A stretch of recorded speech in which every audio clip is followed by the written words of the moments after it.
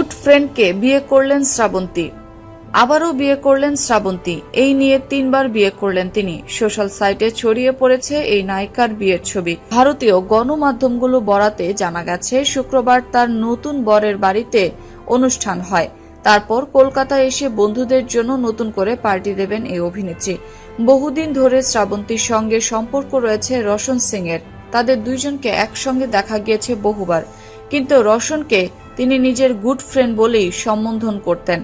তবে গুঞ্জনকে সত্যি করে সেই গুড ফ্রেন্ডকে বিয়ে করে ফেললেন শ্রাবন্তী। যদিও বিয়ের অনুষ্ঠানটা কলকাতায় হচ্ছে না, হচ্ছে চণ্ডীগড়ে।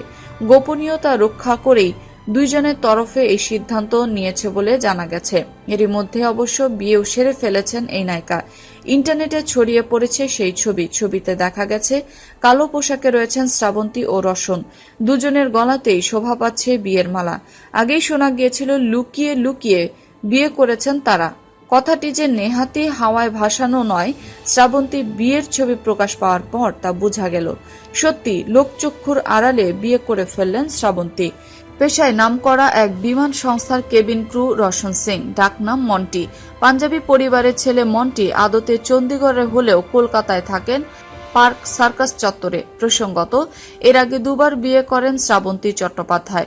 প্রযোজক রাজীবের সঙ্গে বিয়ে ভাঙার পর বিয়ে করেছিলেন মডেল কৃষণ ব্রোজকে।